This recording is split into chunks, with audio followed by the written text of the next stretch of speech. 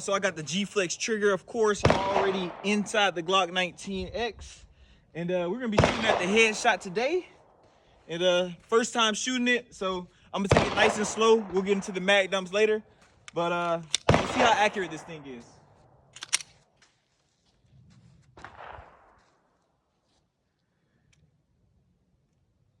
Oh snap. Dude, this is a super heavy trigger. Super heavy. Super heavy. Hold on.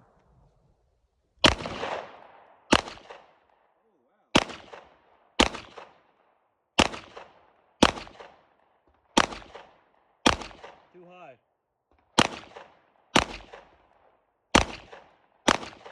Where are these bullets going, bro? Going over. Really?